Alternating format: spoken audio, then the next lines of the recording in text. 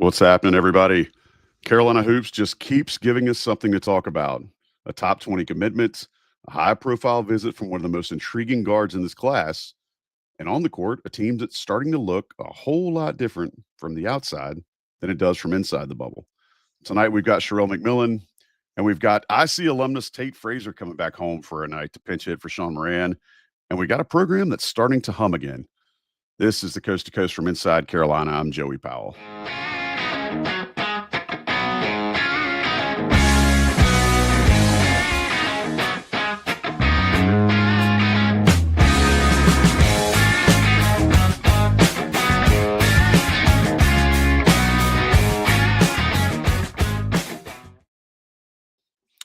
What is happening, y'all? Appreciate you making this listen, a part of your rotation. I'm Joey Powell, the Coast to Coast for Inside Carolina. We love that you have made us a part of your basketball consumption habits. There's just so much happening around the UNC program right now. You know Sherrell McMillan, and you probably know Tate Frazier if you talk ball or listen to ball or study ball a lot. But Tate actually got his start at little old IC many, many moons ago, and we are blessed to have him back on the show with us tonight. So, boys, appreciate y'all being here. We're going to have some fun with this one. As usual, we're brought to you by Johnny T-shirt. Sherrell, first things first, man. Just a busy week. I mean, we did a commitment pod recently for Maximo Adams. And is there anything else you'd like to touch on about that commitment since the dust has had a chance to settle? I know the plans were to try to catch up with him a little bit later afterward, but is there anything else you'd like to say about Maximo Adams? Not particularly. Working on getting in with him and getting a little more in depth on exactly how the commitment happened and why it happened and all those details. But again, a composite top 20 guy, which you can never kind of gloss over. It's a really good signing for Hubert Davis. And again, I would urge people, for a player like him, one and done is in the conversation for anybody who's a top 25, top 30 player. However, I think he does have some limitations that will keep him in college. And if he stays at UNC, that's one of those guys who will have a really high college impact ranking. Always try to differentiate between like actual rankings and college impact rankings because they're very different. And I think in a college impact rankings, he's probably higher than 20. So just keep that in mind because he does a lot of things well. And there's a lot of things he does well that he'll be able to do like as soon as he walks on campus. So that's, for me, the biggest takeaway with that recruitment.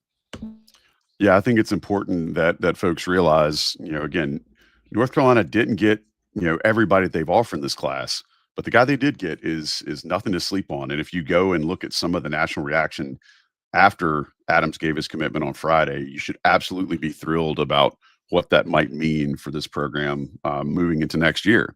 And while we're talking about next year, North Carolina had a little bit of a visit this past weekend, right, Sherrell? I know it's not a home football game weekend, but Dylan Mingo, just one of the absolute superstars in this class, made his way to Chapel Hill. I know you've got a write-up on the premium boards about it right now, kind of some post-visit intel, but what can you say to our listening audience right now and maybe catch them up from what you've gleaned since Dylan Mingo left campus? Most of that is in the update, but I would just kind of go over the schedule over the last few days. So he arrived on Thursday, late Thursday night, was in Chapel Hill all day Friday, did all the things that you would expect people to do on an official visit, take the pictures with the Jordan wall and put on some really expensive clothing that UNC provides, eat really well, meet with Jim Tanner and the coaches, review film. Then he went to the NCCU game and then left on Saturday, kind of mid-morning. Usually they do breakfast either at Hubert Davis' his house, or on campus. I'm not sure which one, but that's kind of how Carolina typically closes out visits. And again, all official visits go well at every school across the country every weekend. There's like I tell the story all the time. Bryce Johnson was the only visit where you were like, oh, he must have really had a bad visit that I can remember, doing this. But we have a little more detail on the premium board about why this one went well and why it was a little different. And those words mean a little bit more. So check that out. Unsure about his plans moving forward. There could be another visit. There could not be another visit. He might sign by the time that the signing period ends on Wednesday. He might not. So a lot kind of up in the air with him. But I do think UNC made headway, over this weekend.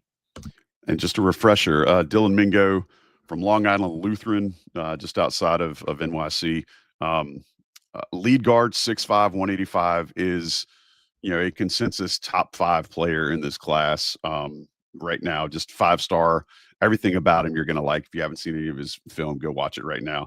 Sherrell mentioned the Jordan wall. Tate, I got to ask you right now. Sherrell and I have had this conversation 1,000 times. What's your favorite Jordan?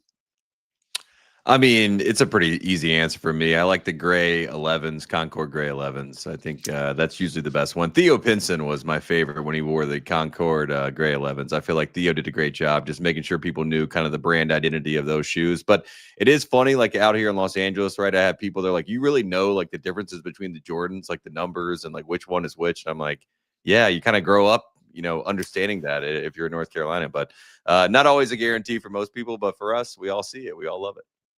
Would it would probably warm your heart then to know that not only do I have 2 canvas prints of the all white and Carolina blue bottoms and then the all blue Carolina Jordan 11s, but I also have 3 pairs of them. I remember when they came out with the Carolina blue patent leather on them. That might have been what actually got me into shoes, ironically. But yeah, we need Hubert wearing those on the sidelines, right? Really? That's the next move. The whole staff. We need them all that wearing would be Jordans. Strong. I feel like they wore them at one point, Sherrell, didn't they? Yeah, they still do. I've seen some guys with 3s and 4s and on the sideline, but they seem to be going more for like the kind of leisure new style Jordans versus yeah. Big fan of the ones, the low top ones. I see a lot. And then when the 2s came out recently, whenever they re-released those, I think I saw those a good bit. But boys, let's have some fun tonight. I think I would reiterate to folks, if you'd like to hear more about what went on with Dylan Mingo's visit, I'm going to go ahead and tell you to join Inside Carolina as a premium member. The update is really good. It's worth it alone. And if you go to IC and sign up right now, you can find out what we're talking about. But Sherrell's all over that as usual. Man, we fired people up with the Jordan talk in the chat. I've got a lot of people with the 11s, the cool gray 11s, cap and gown 11s, gamma blue 11s. Somebody with the playoff 8s. That's pretty deep. That's a deep cut. But I think everybody's got their own favorite. I think there's always like 1 or 2 that'll just absolutely loathe a certain style. I don't hate the 9s, and for a long time people used to absolutely dump on me because I was a fan of the 9s. But anyway, guys, let's talk some ball. Tate, I think one of the biggest things that was important to this program this season as they rebounded from last year was to find not only height, as Hubert Davis has reiterated multiple times, but they had to find some shooting. So far, it looks like they've done both of those. And so far, this retooled lineup has really, not only has it shown a totally different style of ball than what they played last year, they're scoring more easily. They're actually defending really well, and that's without Seth Trimble being out. What are you seeing from a national perspective? You watch a lot of ball. And so I'm going to say, what have you seen from this team, not just as an alum and a fan, but what have you seen from this team so far that probably has you the most excited? And I'm not letting you say Caleb Wilson. You have to say something else besides Caleb Wilson. That's an easy answer. I think Caleb Wilson is the obvious answer, and I think a lot of people are still, a little bit of trepidation with the excitement around Caleb Wilson. And before the season, I'd reached out to some of the draft experts, right? There's so many draft experts, and I was like, where's Caleb sort of in the, kind of in this class, right? And, there's like a top 3 that everyone kind of has, and they point to Nate Mint, right, was thrown in there, Mikael Brown Jr. at Louisville, right? That was kind of rounding out the top 5 for a lot of people. But Caleb Wilson, I heard fringe lottery. I heard, he needs to develop a lot of his game. And boy, has he really shown that he is definitely better than that. I don't think he's fringe lottery. And look, we don't need to do the whole draft talk, but Caleb Wilson is the right answer. But from that vantage point, we don't have to get into the Caleb Wilson weeds too much. I do want to talk about Vesar. I think Vesar, for me, was the one that I was really concerned about, because if you watched him at Arizona, he never had a 10 plus rebound game, right? His career high, I think, was 9 coming into the season, and he has 10 rebounds in his first game. And I think that was really the sigh of relief, the exasperation that everybody wanted. And then when you saw him go up against Badunga, a guy who's a little bit of an undersized 5, but a really good player from Kokomo, Indiana, there was a little bit of concern there that the firepower of Badunga would give him some issues, but he dominated that matchup. And I think from the outside looking in, there was some questions, some concerns. Obviously, a lot of people talking about, Vin Allen Lubin going to NC State. That was a lot of like the hearty har national response when that happens. He's going to the rival. What a bad move for Hubert Davis. $14 million for this roster. What is this roster? I think this roster really fits. I think the front court definitely fits very well. It's unfortunate what happened to Trimble. Hopefully, and based on Sherrell's reporting, there's a timeline there, and hopefully he'll be back, before we get into, the real thick of ACC play. At least that's the expectation. The good news is with the wrist, you can stay in condition, stay in shape. So it's not going to be as hard to kind of ramp up and get ready to go. But yeah, I think Vasar is the real story. And the fact that they have a real legit five, a five that they can lean on, a five that has been able to improve his rebounding, his ball skills, and the high-low passing between Caleb, going back to Caleb and Vasar together. It's a nice combination. I think a lot of people are noticing the length and the size of this team, which is very encouraging stuff. I love that you went to that matchup with Badunga first. I mean, Badunga as a player himself is stronger than 10 gallons of bathtub gin. And I really thought that he would probably cave Vasar pretty early, and he didn't. And so to see Vasar continue to rebound well, which was one of the things that we talked about on this show was going to be a big question mark. He's a big guy, but does he rebound? And now he's already had, 2 double-digit rebound games so far this year, I believe, if my math is correct. Sherrell, how much were we, I guess, over worried about that? Or, hear me out, is it less about Vasar learning how to rebound and more about just maybe how he fits with this roster, like Tate was saying? I think it's about fit. And the funny part is, I was talking with someone about this today, like the statute of limitations on the portal isn't up yet, so we'll report in March. But I don't know if Vasar was their top center target, but they ended up getting the right one. And sometimes, getting the right one is better than getting the best one. I think that was kind of the hope, with Hubert Davis, and that's where they are now. Like, right versus best is always a pull and tug. But because they had Caleb Wilson, and I think because they knew what they had in him, having Vasar is kind of a perfect fit because they complement each other so well. Tate talked about the high-low. And then I think when you're around Caleb, we've talked about this many times. His energy is infectious, and the way he goes after rebounds, if you're in the game with him, you're kind of compelled to do the same thing. Because if you're not doing it, when there's a guy who has more on the line probably than you do, then that makes you look bad. You don't want to get called out in film study. You don't want to get called out by the coaches. So you're going to put forth that same effort. And I think that's one of the reasons that Vasar is playing so well, in addition to a team that, as Tate said, is just really well put together. And I think it's maybe from top to bottom less talented. If you listen to recruiting services, recruiting people, you listen to NBA scouts, it's a team that's overall less talented than last year. For example, in the composite rankings this year, UNC has 3 guys who are top 50, and one of them isn't playing. So that leaves Derek Dixon and Caleb Wilson. Last year, I think they had 6. So that tells you more about like how it's not really about building an all-star team. It's about building a team that complements each other and that fits. And I think early yet, through 4 games, I think they've shown that this is a team that fits. So that was a long answer to say that, yes, Vasar is better. I think a lot of it has to do with him playing with Caleb Wilson. Hey, man, I'll allow it. Tate, you've seen a lot so far this year. I've heard a couple of folks say, I think Rob has said this, but if it's not, Rob, I'm not putting words in your mouth. But I've seen some folks say that this might be the best front court in the nation. Caveat that it's we're 4 games in, it's not even Thanksgiving yet. But from what you've seen, again, you've seen a lot of squads already this year. Where do you think this duo of Wilson and Vasar and maybe to an extent Jarin Stevenson will fall versus some other teams you've seen so far? I could argue in the ACC, right? That could be the best front court in the ACC. And I do wish that, there was a world where we could maybe get a backcourt in the front court to all. Like last year, it's like you had an incredible backcourt and everybody was just like, well, where's the front court help? And then this year, with Trimble going down, now you need help in the backcourt. So it just is that, that's sort of what we deal with, right? Everybody's trying to figure out how to piece things together. Arizona has an incredible front court. I really like what Krivas has been able to do with Koa Pete, even though Koa Pete I went to the UCLA game. the other night and got to see those guys in person. And, you know, Koa Pete didn't have a great game, but obviously if you watched his first game against Florida, you could see what he could do. I think Florida probably just de facto being the national champions, they should probably be hanging their hat as the best front court in the country.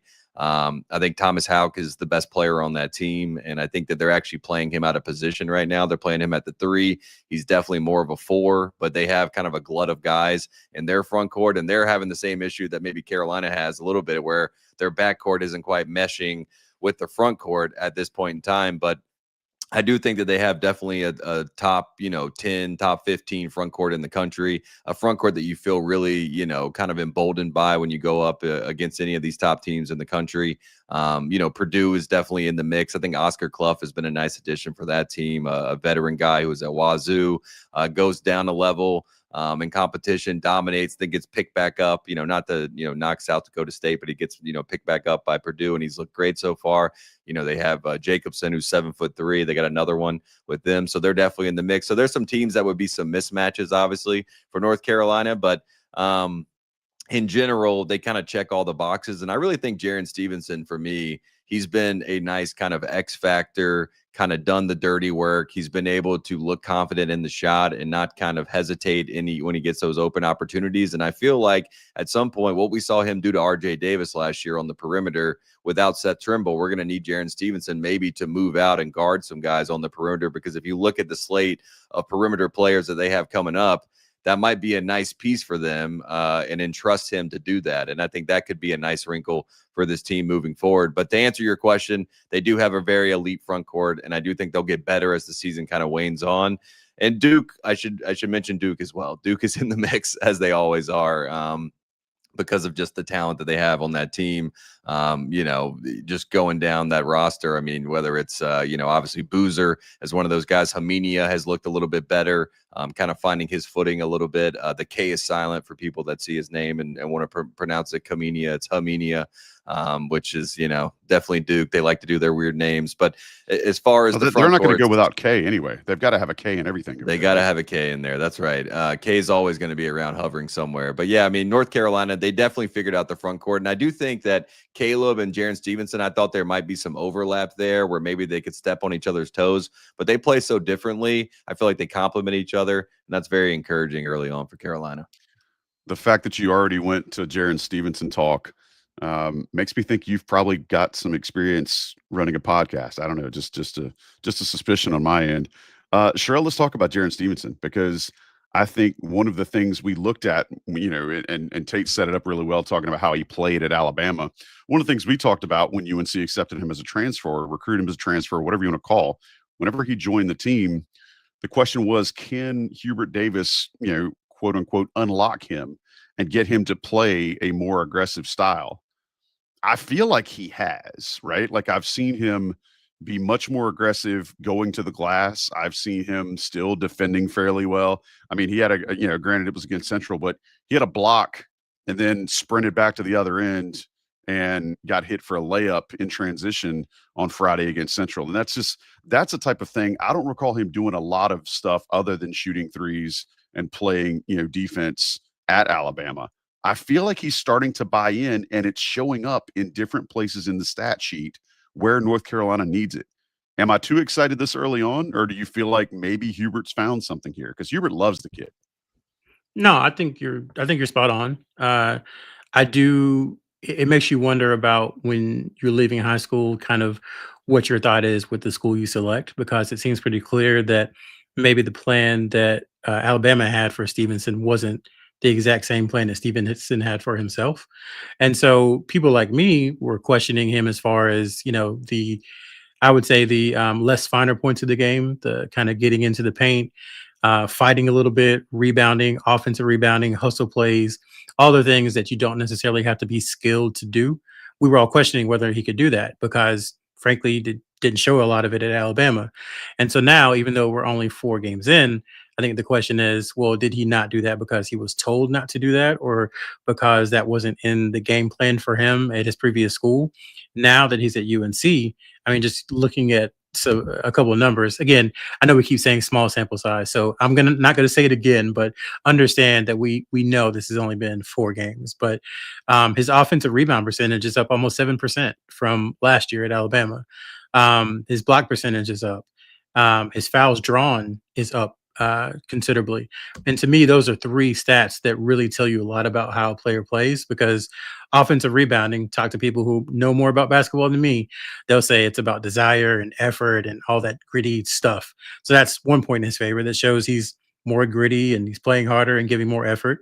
Same thing with block shots. You have to have really good timing. You have to be athletic, and you have to be able to, roam from side to side, I would say, in the paint. He's doing that. And then obviously fouls drawn is a huge sign of aggression. So all those bullet points kind of go in favor for him through 4 games of what he's done. And I think you have to give Hubert Davis credit, because Hubert Davis has empowered him to do these things. And he said from the beginning that he really believes in Jarin Stevenson. And some of the conversations we were having with folks familiar with the program in the offseason, they kind of said, like, what do you think about Jarin doing this and doing that? And we were like, I don't know if that will work, but they had a plan, and so far it's working. Tate, did you think that Stevenson was as weird of a fit as we do? Okay, I don't want to speak for Sherrell and Sean. I'll speak for myself. I love his athleticism. I love the fact that he was coming home to North Carolina. I did not think that he was necessarily the fit that they needed when he committed out of the transfer portal. Did you feel the same? Or let me rephrase it. How did you feel when you heard he was committing to come back to Chapel Hill?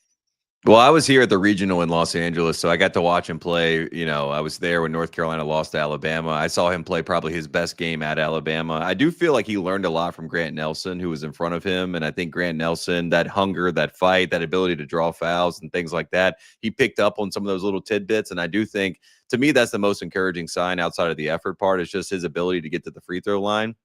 I think that was the big thing I was concerned about, especially like off the dribble. What can he do? Can he create his own shot?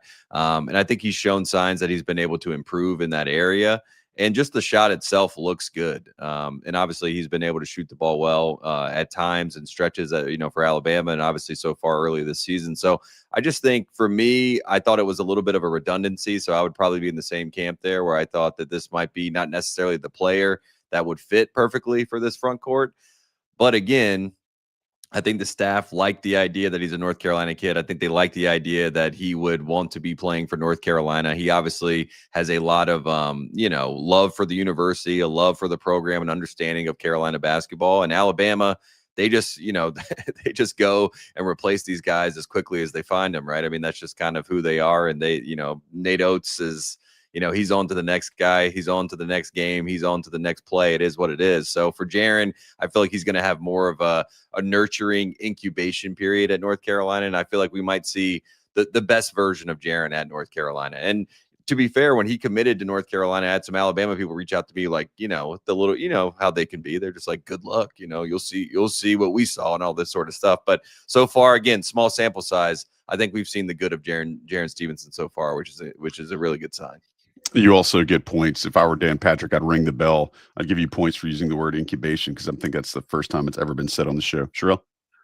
I wanted to add to what Tate's saying. We didn't talk about defense much, but having a piece like Stevenson to deploy, especially when Trimble is healthy, that can really change things for North Carolina. When you start talking about, fears at Michigan State, and you talk about Owe and Chandler at Kentucky, and Bruce Thornton, KJ Lewis at Georgetown, and on and on and on it goes.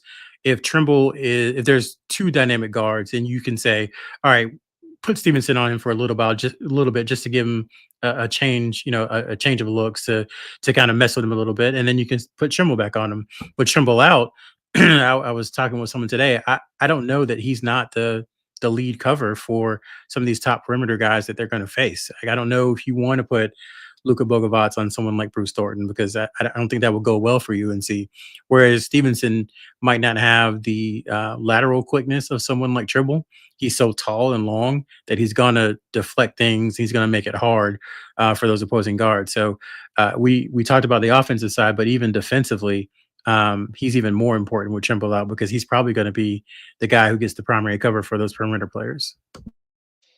He's recovered well too. A couple of times I've seen where, maybe he tried to step into a passing lane higher. He was able to still get back and deflect a shot. And that's like you said, Sherrell. It's athleticism in his frame. I mean, he's lengthy, right? And I think that's something again that North Carolina had a huge deficit of last season, which is one of the reasons that this roster, if you wanted to look at like you know almost the antithesis of what they had last year. Now they have rim protection. They have guys that can absolutely recover if somebody steps out of line. And we've said it here before about Seth Trimble that, when he gets healthy again, they can have him push out.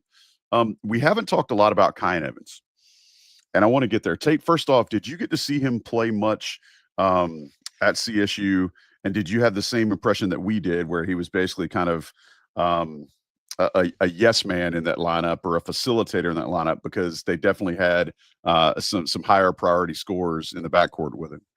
Absolutely. And I do think that Kyan Evans, someone needs to tell him that he can be a scorer if he needs to be. I mean, I think it is the first time in a long time Carolina's had a table setter guard like that at the point guard position. I mean, we've had the luxury of having these scoring guards. I mean, dating back to now current assistant coach Marcus Page, you go right into Joel Berry, you go right into Kobe White, right? The list goes on. Cole Anthony, obviously RJ Davis, Caleb Love. It's been the same sort of like I score primarily and then I facilitate secondarily. And I do think that Kyan is wired the opposite way. And I think that he does have the skill set to score. And obviously, like, there's been some moments, even in the Kansas game, where I was sitting, his family was right to the left, and his dad multiple times was like, take the shot, he had his family like kind of impressing that, forcing the issue a little bit to be kind of a me first scorer at times. Now, we don't need him to be Caleb Love, obviously, but we need him to at times at least be a scoring threat. I think he's been so good at facilitating. I think he's so smart at finding guys the right shot. He's really good at finding Caleb Wilson, especially with some of these entry passes into the high post, to the elbow. I think that's been a nice, really reliable piece for Caleb Wilson so far, just to have that opportunity and to have a point guard that's working hard to get him the ball where he needs to get the ball, which I think is a nice luxury. But yes, he is definitely much a facilitator more so than he is a scorer, but that doesn't knock the fact that he can be a scorer, because we've seen some moments where he's slithered through the lane and gotten easy, beautiful layups where you're just like, oh, we could use more of that. We could use some more, penetration in that sense. And I think that as the season goes on, maybe the staff, especially Marcus Page, who's on staff, will kind of impress that upon him a little bit, that, hey, lift your head up, look at the rim, take a shot. You know what I mean? And I think that will only unlock more things for Carolina's offense. I'm going to flip the script a little bit here. I actually kind of like what they've gotten out of him yet without him being aggressive. I wholeheartedly agree that he has the opportunity to show that he's more of a shooter and a scorer than he has been. But let me give you guys this. So far in 4 games played, he's averaging just under 27 minutes. He's shooting 52% from the floor, 41% from 3. He's averaging 3 rebounds, 5 assists, just under 2 turnovers, and 2 steals a game. His points per game is just a tick under 10 or 9 and some change. But I see that, and I think that fits absolutely what this staff and what the fan base could not deal with last year from the backcourt. And that was this kind of up and down and just insane roller coaster ride that they got with Elliot Cadeau. Now, this isn't meant to bash on Elliot Cadeau at all, but it just shows that North Carolina went and found somebody that was wholly different.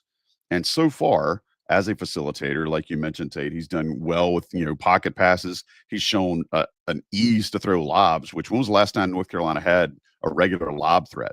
Right. And now they seemingly have that in spades with both Vasar and Wilson ready to go to the top of the backboard for any reason. Sherrell, I had somebody coming at me Friday just saying that Evans wasn't any good. And I won't repeat exactly what they were saying, but that was during a game where he had 7 assists, 0 turnovers. And regardless of how you feel about a plus minus metric, he was plus 34, which is stupid good. Sherrell, what do you think, in addition to maybe what Tate says, what do you think will happen for this squad when Kyan Evans starts looking for his shot? I mean, does that change their ceiling a little bit, or does it change their floor? It changes both. It raises both of them once he is able to start being more aggressive offensively. I think you should never to be as good of a shooter as he is, you should never take one shot in a game. Honestly, if Tate, I can't remember if Titus said this before, but I heard it from a coach one time and it always stuck with me. Like, if you're a really good shooter, I don't want you shooting 40% because that means you're not shooting enough. And I think that's the same thing with Evans. Like, you're that good, you need to take a lot of shots. And I think because they have Vasar and they have Wilson, there should be a scenario where he gets lots of open looks. So I want him to shoot more. I think so far he's been pretty good. The turnover rate is a little high. I think it's at 22%, which is in line with what he had last year. So that has to change considering that they've played 3 teams who aren't great. And he still has a 22% turnover rate. That's got to improve, but the assist rate is really good as well. So you're looking at positives on both sides as he kind of integrates and gets comfortable with being the lead guard. But when you shoot as well as he does, and you've done it in the NCAA tournament and over the course of 15, 20 straight games, I think you just have to remind yourself that, like, hey, above all else, I'm a great shooter. And that's one of the reasons that I was brought here, is to be a great shooter. And I'm not helping the team as much as I can if I'm not shooting because I'm a great shooter. So, like, you can get too much into being a distributor and hearing what everybody says about UNC needing a point guard, et cetera, and almost get in your own head. And it's like a quarterback who's been a running quarterback his whole life. And they say, no, playing quarterback, you got to stay in the pocket because, that's how quarterback is played. Well, you're limiting yourself and you're taking away the thing you do best. So all that to say, I like the way that he's distributing. I like the way that he's playing the lead guard position, but he's got to shoot more because he's an elite shooter. We had Earl Watson. We talked to him over the summer, former NBA head coach and former player. And he was like, this is one of the best shooters in the world. And he wasn't, I was like, hey, do you mean like college basketball? Do you mean like the world, like North Carolina, the world like Colorado, the world like Kansas? He was like, no, in the world. And I'm like, okay, those are strong words. So if that's true, and Earl Watson says it's true, and we have no reason not to believe him, then you got to shoot more. And I think that's what needs to happen moving forward. And it'll open up things for him. It'll open up driving lanes. It'll help his passing, and it'll help the rest of the team.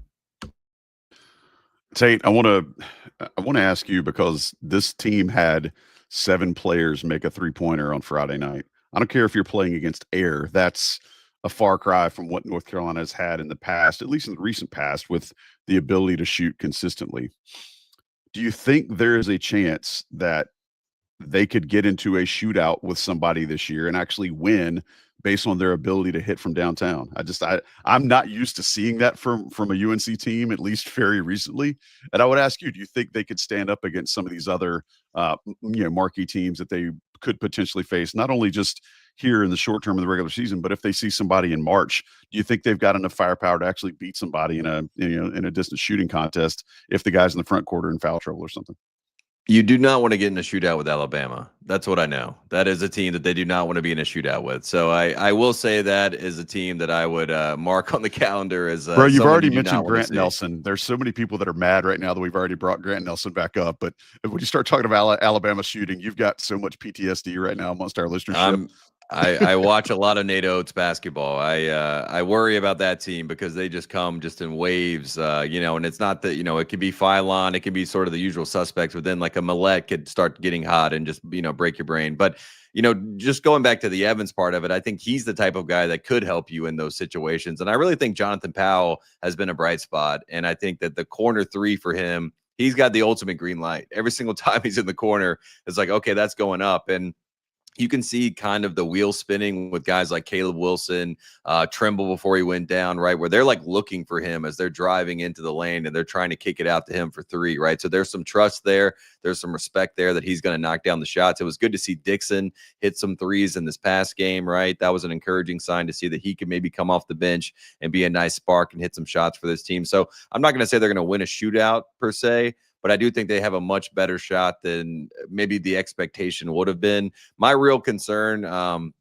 just going back to Evans a little bit, was in that Kansas game, he got shook early on with those Kansas guards. The athleticism on the ball was sort of their ball pressure. But the response that he had in the second half was very impressive and very encouraging. So if he can, be able to handle that ball pressure and be able to shoot a few more shots from the outside, to give those big guys some more room and some more space, in the paint. I think that's all very encouraging stuff. But again, there's some teams out there that you definitely don't want to go up against. Purdue, another team I wouldn't want to go, into a shootout with. But, those are two top-level teams. So if you're talking about those teams, that's a good conversation. Yeah, that's the thing. If you get up against them, it's chances are you've had a fairly good season, I would imagine. Sherrell, Tate mentioned Jonathan Powell. We're very pro Powell here on the show. I've said many times, you can't have enough Powells on your roster, full stop. But I think Jonathan Powell's usage and how he is doing exactly what the scouting report says he's going to do, right? I said on Twitter the other night, Jonathan Powell in the corner right now is almost as automatic as Keith Sweat's nobody. And I think Jonathan Powell kind of shows when you look at role fit for a North Carolina squad, I think he's a perfect example, but also it makes you think about the other guys, like we mentioned earlier, Stevenson and Vasar, and guys that they've literally brought in that seem to be playing a role or knowing a role and then playing that role to a very high level. Do you attribute that to Hubert just being so frustrated and his staff being so frustrated with how last year went, with going into the year without a true five? Do you think it's the fact that they've got Jim Tanner now and they're actually working together? Or do you think it's that their approach this past season, when they had identified exactly what they wanted, did they execute that well, or is it all of that? I think it's all of it, working in concert, especially when you go back and look at how last season happened. It came to a point where I don't want to say they had to decide who they were going to keep, but kind of once Seth Trimble decided he was going to stay, you kind of knew what the other decisions were going to be more than likely. So if you looked at it, you knew you had Seth Trimble, who is, I would say, a dynamic guard who is athletic, can get downhill, good rebounder, good defender. You knew you had Caleb Wilson, who is athletic, a good defender, finishes above the rim. So you knew you had those two pieces. And then it was very similar, I would say, to how they built around RJ Davis and Armando Bacot 3 years ago when they added Cormac Ryan and Harrison Ingram. It was kind of the same thing. How do you fit the pieces around those two guys who you've kind of chosen is the wrong word, but those two guys who you knew were going to be big pieces of the team. And what they did is they got a big who was perfect with Wilson, whose skills, inside, outside, rolling to the rim off the short roll, is a good passer.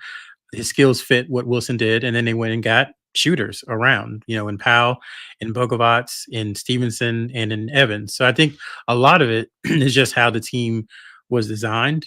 They wanted to get back to more, I would say, traditional Carolina principles and offense, and they just some things they couldn't do last year because they didn't have the personnel. So in order to get back to that, they had to add the way they did. So I think it's a combination of all those things.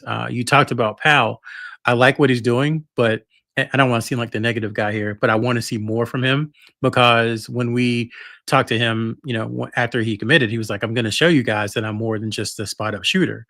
Well, right now, that's kind of what he's doing, and he's doing it well. Don't get me wrong, but there's going to come a time where he's going to have to rebound. He's going to have to make a few passes. He's going to have to hit free throws in addition to hitting those jump shots. So I think it's a good thing that he's going to have the opportunity to play a lot more over these next couple of games and get into a real groove. But pleasantly surprised with what he's been able to do, and I think he can keep it moving forward. But again, it's really just it's all about fit, man. I know that sounds crazy because everybody just wants to get as much talent as possible on the team.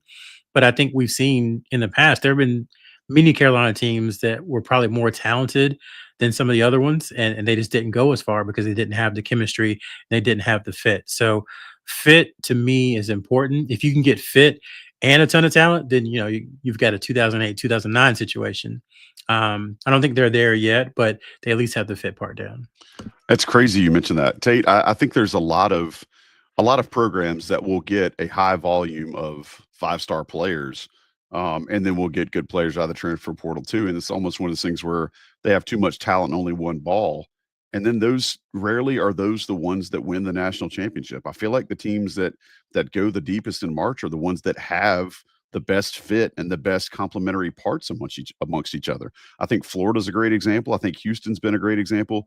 How do you feel like that continues to be the mantra, despite some schools continuing to stockpile. Like we've seen it done at a couple of blue bloods where they just want every 5-star they can get, and they get them, but it never seems to click as much as some of the other formulaically built rosters pan out, right? Yeah, it is tough. I mean, because I think a lot of it too is like there's two different sides of the conversation where it's like there's the PR branding side, which is you have to kind of placate that for the fan base, right? I mean, you look at Kentucky, Mark Pope is going after some guys that I'm like, that's not really a Mark Pope guy. Like Stokes, for example, who just transferred to another high school.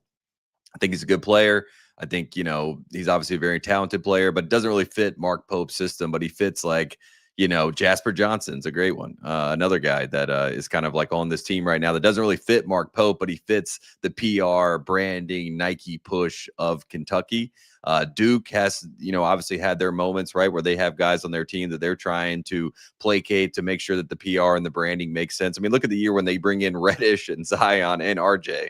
That was the ultimate redundancy, but it was more for the sell job of like, look, the top 3 guys came to our school, right? So that's, you kind of have to weigh both options and figure out how to make them fit. And again, it's one of those things where, it's tough to look. I mean, they have the riches of having all those options, which is nice. But again, the basketball is going to dictate what determines who's going to be the best team in the country. And I think that, with the analytics, with all these guys being able to get so much tape, to have the overseas options, Bogovats is such a great piece for this team that was not a piece that would be, even an attainable idea of 3 or 4 years ago. And now it's something that you can go out and grab. It's just a different world. So I think everybody is trying to do the fact-finding process of it, and everyone's trying to figure out what makes the most sense. And then the COVID year wrinkle, now that that's kind of washing out of the game, that's also everyone's trying to reset the terms of what it looks like to build the right roster. But fit is always what it's going to come down to. And I think the chemistry of do these guys actually like playing with each other is also the hardest part to figure out when all this stuff turns over so much. And, we see this right now with Houston. I mean, they have a situation where they got 2 5-stars who came in and look like the best players. But is that okay for JoJo Tugler? Because this is supposed to be his team. He's supposed to be getting the most shots, right? And what happens with Houston has that identity crisis between the old guys and the new guys. We've seen, that happen with, a lot of teams in the country. So I think everybody's trying to figure out what the right formula is and kind of how to push the right buttons. But again, it's nice to get the 5-stars, but if the 5-stars don't fit, then you got another whole problem on your hands because the 5-star transfers and leaves. And then everyone's like, well, you can't develop these guys, and then the PR branding takes a hit. So it all kind of feeds into itself. And I think that this roster specifically for North Carolina does fit really well. And just looking at, the body language, I'm not a body language doctor like my boss, Bill Simmons, but looking at Bogovats on the bench, even when he's coming off the bench, he seems like he's engaged. And even guys like a Jaden Young on the bench, right? He looks like he's engaged, right? So you go down the line. I think that's very encouraging stuff, and it's hard to do. It's hard to figure out, and everything's a guess. But it's good when you guess right. And I think for Florida last year, they obviously guessed right with that front court with Walter Clayton Jr., with Will Richard, and then you bring in a guy like Elijah Martin with his kind of test and moxie, and he was the exact right piece for that team. So it all meshed together. So it's still all a big guess, but you can see when you see it, you see it. But people forget North Carolina should have beat Florida last year, right? We all remember that game. We don't forget. Yeah. No, and not on this show, but nationally, I have to remind people. Yeah. That was when I gave up. I don't want to say gave up, but that's when I was like, yeah, this team's not doing it because sorry, Joey, I have to do it. It was like, that was it, man. They needed a quad 1 win. They had a semi-home game in Charlotte and they came out and just sleptwalked through the first half. Like, oh, we're just happy to be here. So I know we're done talking about last year, but you said that and it's very triggering because I just couldn't believe how flat they were for that first half. So Tate, I know you were in town for the Kansas game.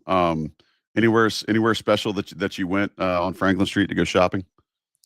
I wish I had more time. I was kind of running all over the place. I had a alumni journalism board meeting at Carroll Hall, so I had that all like that stacked up my whole day. And then look at Mr. Important Pants over here. Look at this guy. Just trying to help the kids. Trying to teach them about the J school. I've never been invited back to the J school to speak, so Tate is doing big things. Nah, I ain't mad at you, man. Well, It's I my was gonna time to ask- invite you back, Sherrell. That's the next plan of action on the board. I'll bring that up at the next board meeting. But, so the whole day was kind of washed out. Then I went to Topo for like 20 minutes, then had to run down, meet up my girlfriend's first time going to the Dean Dome. So it was a great day, great experience. And man, was it nice to beat Kansas. That was the most cathartic win I've been at in the Smith Center in quite some time. What I think you should have done while you're in town was what you're seeing on the screen right now. That is yours truly outside of Johnny T-shirt this past week. That's right. For those of you listening, there's a really amazing picture of me in which I do not look haggard whatsoever because it wasn't cold and it wasn't early in the morning. But there's a picture on the screen of yours truly holding a Johnny T-shirt bag because I went in there this past week. And why would you not? I would imagine now that if Tate had his trip to watch UNC in Kansas all over again, he would probably carve out some time to take his girlfriend the Johnny T-shirt, and then he could hook her up with whatever kind of gear she wanted because Johnny T-shirt's the place that has all that stuff. There's national brands that are trying to move it in Franklin Street. And are they going to give you the same customer service that you're going to get the Johnny T-shirt? Hell to the no. To the no. It's not going to happen anywhere but Johnny T-shirt, johnnytshirt.com. We want you guys to show them the same love that they show this program and this here podcast. johnnytshirt.com. Use the premium code found on the message boards. Get your extra 10% off. If you're listening to us via podcast, there's going to be some national ads that run right here. So do what you usually do. Folks on the YouTube, nothing's changing for you. We're still going to keep talking ball here. Tate Frazier, Sherrell, McMillan. This is the Coast to Coast podcast. I'm Joey Powell for Inside Carolina. All right, Tate, you started talking a few seconds ago about Florida, about Purdue and Alabama. I want to ask you, through 2 weeks, how do you feel like North Carolina looks nationally, right? Like we who cover them ad nauseum have seen, some new toughness, a little bit of identity, some coaching fingerprints. But I want you to tell me kind of what are you seeing and hearing from a national level as a guy that literally your job is to see everybody play all the time.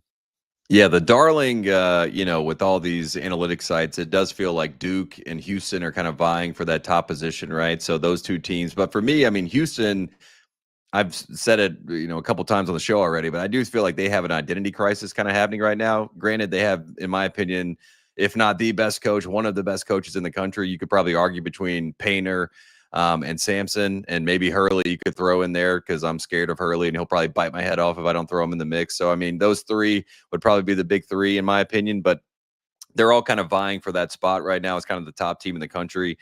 Illinois has looked really, really good to me. And I think Illinois is a team that you always have a little bit of a hesitation before you completely buy into who they are. But the fit of that team is really impressive. Boswell has been a nice piece for this team. Obviously, it's one of those things where, they got a lot of guys in the portal. They have a lot of connective tissue. They got two brothers on the team, the Avicic brothers, obviously. Stojakovic we saw last year in the ACC. He's looked great for that group so far. I think Gonzaga is another team that is kind of flying under the radar, that if you haven't watched much of Gonzaga, you should. They have the usual suspects on this team, and Grant Foster getting cleared has been a big piece for them. But they have Graham Ike, Braden Huff. Talk about good front courts. I should have thrown them out there as a really good front court in the country to watch out for.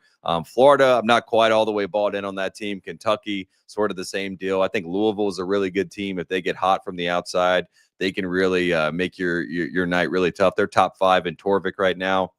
So as far as where North Carolina kind of fits in, I feel like they're kind of in that, 12 to 15 range right now. I mean, they look like a Sweet 16 type team to me. I think when Trimble comes back, maybe that ceiling can get a little bit higher.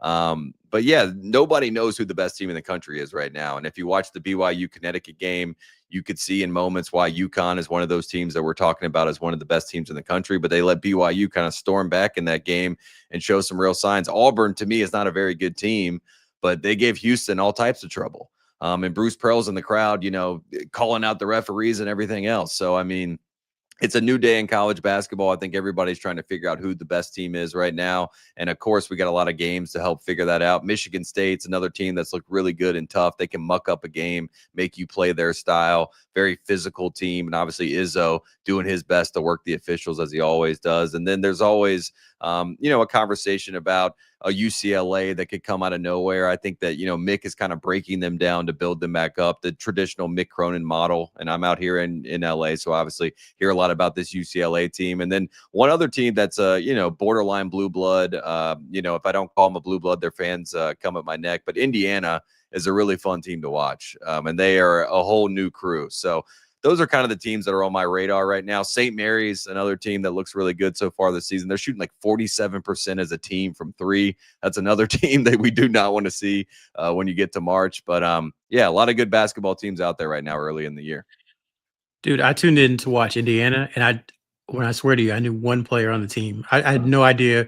And then, they don't have their names on the back of the jersey. So I'm just swiping through KenPom, trying to find out who's playing for Indiana. It was wild. Tate, I want to ask you, who right now on this North Carolina team has the ability or I guess the potential delta for improvement that could take them from that, that Sweet 16-ish area to a bona fide top 10 or maybe even make a run at a Final Four. I realize we're just a year away from them getting, skull dragged out of the first round, but tell me for real, like what do you think? Is there an X factor that could take them from where they are now to making a deep run? And is it Trimble coming back? Is it the experience the guys get while Trimble's out? You tell me. I do think Trimble coming back is definitely going to be a big part of what this team can really do. I am very concerned about the depth at the 5 position. I think that's going to be the thing in the tournament where Vasar gets in foul trouble. You have to lean on a Zayden High. You have to lean on, a James Brown, someone like that to come in and make some real, play some pivotal minutes, but that's part of the journey of March. So that could be something that could be a little bit tough, but also Dixon. I really think Dixon could be a nice piece for this team. And I think that, that Central game, him hitting some shots was, something that was really encouraging because I think he is a good player. My dad is locked in more than anybody on Carolina basketball. He's like, this guy isn't quick at all. He's like worried about his pace and all this sort of stuff, but I do think he kind of plays more methodically. I do love his size as a guard. And I think if you can get him kind of behind Kyan Evans, come in with that second unit, give them a little bit of a spark, maybe a little bit of a scoring spark at times, knock down some shots, get into the offense. And then if Caleb Wilson is who he claims to be and what he's looked like through 4 games, if he really is an ACC Player of the Year candidate, a potential first team All-American, second team All-American, third team All-American candidate, that is really the trajectory changer for this team. And so far, just the motor that he plays with makes you believe that he is that type of kid. So you just got to keep him healthy, make him, do the right things. When he has 2 fouls, maybe don't keep him in the game and let him get his 3rd foul, things like that. But yeah, I think that North Carolina has like a lot of pieces that can really get there. But again, my biggest concern is the depth at the 5 spot. And Vasar has been smart with his fouls, but if he gets in foul trouble and they go up against a team with a deep front court, that could be a real problem for North Carolina.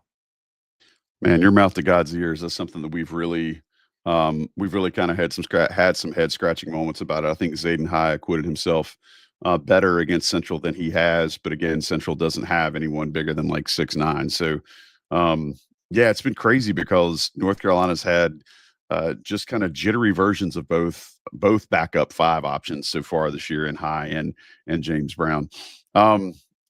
Tate, I got to ask you, if you weren't a North Carolina fan, I think a lot of times people, when you have ties to a certain school, people think you're either too harsh on them or that you sugar them too much.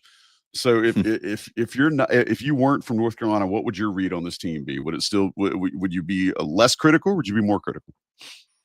I think they're obviously, honestly, I think that North Carolina has a little bit of an issue with the national media in general. I have talked to Sherrell offline about that at times. I don't think they endeared themselves necessarily to the national writers. I think Caleb Wilson is kind of helping with that journey to get people to want to cover this team and do it in a way that is not in the hardy-har fashion as I talked about. And of course, there is a little bit of schadenfreude that happens there where, people like to laugh at the misery of a top flight program, especially a blue blood program of the ilk of North Carolina. And maybe that's part of my fault. People want to see me squirm a little bit and see North Carolina struggle. I don't know. I'll take some of that on my own face. But I do think that this team is much better than I expected them to be just because, I think in your life, you go from an optimist to maybe a little bit more of a cynical point of view at times. And I thought this team had a lot to figure out, but Caleb Wilson has just been a joy to watch. And I think the fact that so many people are still kind of, like I mentioned, some of the draft experts, I've had some strange conversations over the past couple of weeks, and I'm like, did you watch him play against AJ DeBanza? Did you watch him play against Darren Peterson? Did you watch him play against this person, that person? Again, I was at the McDonald's All-American game. I heard a lot of people kind of doing their best to poke holes in his game. He didn't get many opportunities, but during the practice, he looked really good to me. So I just think that in general, I would be more optimistic than maybe most are right now. And the ACC is doing a good job of trying to change sort of the perception of the conference. I think Virginia Tech is helping with that. I think Virginia is helping with that. Clemson just lost a tough game to Georgetown, which, hurts. But Florida State should have beat Florida if you watch that game. So, I mean, there is a nice tailwind kind of happening with the ACC right now. And I think if the ACC plays well, they show better face in that SEC-ACC showdown, then you'll get more eyeballs on this conference. And I think Louisville, Duke are going to handle things at the top. And I think North Carolina is going to be right in the mix with them. And if they are, then they'll get the right coverage that they deserve. Got to watch out for the tastemakers. They're always out there, always making tastes. Too many tastes. One thing. Yeah, too many. So we have you on here, so we have to ask you, and this is impromptu, but you have to give us a good guy of the week. That's a great one, honestly. I mean, good guy of the week. There's so many teams right now that everybody's trying to figure out, who they are right now. I'm trying to figure out. I mean, I guess Capel can't be the good guy of the week, but he's going to get fired, right? So, I mean, I think he's definitely up there. How about I go with Earl Grant? Earl Grant's probably the good guy of the week because I really like Earl Grant, and I like some of the players on Boston College's roster. Hand especially. I'm a big fan of his game, Donald Hand, so I think he's a really good player. But Earl Grant has been nothing but kind in my interactions with him, and I think this Boston College team is not a very they're not going to, do too much. But they did beat Temple, I think, the other day. So that was nice. That was a nice little feather in the cap as far as turning things around. But I would line Earl Grant up as good guy of the week. He, we all love him. We all say nice things about him, but we all know that the end might be closer than the beginning at this point. And he is a nice guy. I mean, it actually fits in this situation more ways than one. But it's crazy to me that BC always has seemingly one pest on their roster, and I think Hand is probably that guy this year. But they can never really do more than that. There's never more than one guy that you're worried about in any way, shape, or form when you're going up against that squad. Since you brought up BC real quick, I'll just say, when Virginia was struggling last year, those Isaac McNeely rumors started probably in December. Wouldn't be surprised if the same thing happens with Donald Hand, because when you have a good player who's on a bad team, it's kind of inevitable in this day and age. So you kind of hate that for BC that they have to go through that, but it's kind of, like you said, the writing's on the wall. I mean, Darian DeVries got the Indiana job in the Bahamas last year in December. Lest we forget, a lot of these teams, after a month of games, they start punting for next season at this point. That's how much the transfer portal and the tampering that's happening in college basketball. It's gotten out of hand, but not to make a little pun there with Donald Hand, but I think, we're going to have a lot of people reaching out, like Sherrell said, to a lot of these guys on bad teams. So, and the coaches as well. So a lot going on. Tate, what are you going to be watching this week, man? Give me a little parting thought action. What are you watching this week? From a national perspective, and North Carolina's only got one game, so I'm assuming they're probably not going to qualify.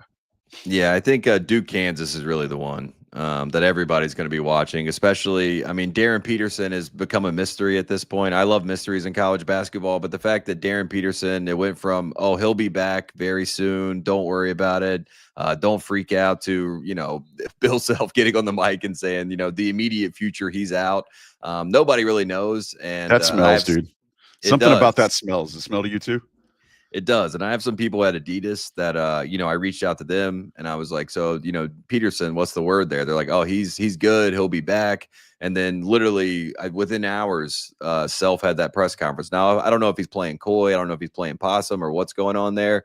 But the Adidas contingent, who obviously is going to want their best player and best product to be on the court, they expect him to be out there on the court. So I think that's encouraging if you're Kansas. But if Kansas does not have Darren Peterson, as we saw, he is by far their best player. that could really, that win might not age as well as, North Carolina fans thought it would when we were all in the Smith Center watching that game. So we need Darren Peterson. If anything, as Carolina fans, we should be praying that Kansas shows up in that game and maybe Darren Peterson comes out and warm-ups and plays. So that would be a big thing. Hey, us cynical folks who follow the program knew that the national media would probably start softening that win as soon as they got a chance. And now, if with Duke rolling into town, if Peterson's not healthy, that could be a name your score situation for Shire's squad. As much as I hate to say it, Sherrell, before we get out of here, what's one thing that you need to see from this squad as they play Navy at home on Tuesday night? If they're, I guess, 4th straight home game. I want to see Kyle Evans get some shots up. Like I'm not sure how many he had last game, but get some shots up. And then same thing, James Brown, Zayden Hyde, Jaden Young, Derek Dixon, Isaiah Dennis. I think if you're Carolina, you hope that they're in at the under 8 timeout and they get some good run. And they were more productive against NCCU than they were against Radford. So the hope is they'll be more productive against Navy than they were against NCCU. Good stuff. That's easy and it's very topical. I appreciate that. Tate, man, I'm going to give you an unfettered access to a microphone, which you're not supposed to do in live radio or live podcasting. But I just want to give you some room to run. Tell us what you're working on. Tell us what's going on in your world and what folks can look for coming from you very, very soon. Yeah, I did want to mention Michigan State, Kentucky also on Tuesday. So that's a game if you want to scout 2 North Carolina opponents that are coming up in the near future, just to get an idea of who they have, what they have, and how they play. Do a little scout for, your friends and family at home so they know what's coming up for the Tar Heels. I'm on the Ringer Tailgate, which is a college football show. Myself, Van Lathan, Joel Anderson. It is I would say a college football show, but it has turned into so much more. It is quite entertaining. Van and Joel are great guys, and doing my best to have some fun with those guys. And we're laughing a lot and talking about all types of things. So we're going live on Saturdays. You can hang out with us. We're going to be doing it all throughout the rest of the season, all the way in to the national championship game Monday, January 19th. So that's a lot of fun. Hosting the Ringer Gambling Show with Cousin Sal. That is on FanDuel Sports Network now. So if you watch the Hurricanes, if in your local markets you want to watch us on Tuesday mornings, we'll be doing that. And it's every single day during the week, the Ringer Gambling Show. So hosting the Ringer Tailgate, and hopefully One Shining Podcast will be coming back later in the season. We'll see if we can get Bill Simmons to care about college basketball. That is a journey every single day. So we'll see what we can do. That's certainly what we're looking for. And obviously, I'm gonna say it because I know Sherrell's probably intimated it, but I will throw it out there as well. Standing invite, man. Anytime you want to come back on with us and head back to your roots, we're always up for chopping it up. But I appreciate you making time for us here on the Coast to Coast. Sherrell, thanks for making this happen, man. Appreciate everybody who joined us tonight in the live chat. You guys, sorry we didn't have time for questions this week, but Tar Heels play Navy this week, the only game this week, and then next week they'll head to that big, vaunted, long time, storied holiday tournament, the Fort Myers tip-off. Next week will be on the radar. So this week against Navy is really the only thing we're looking for. Obviously, if there's more news that breaks, IC will have it for you. Make sure you guys are all over that. And subscribe, rate, review. Shout out to John Sigley for producing, to Johnny T-Shirt for sponsoring, to Tate Frazier for joining, Sherrell McMillan. I'm Joey Powell. This has been the Coast to Coast for InsideCarolina.com. Y'all make it a great one.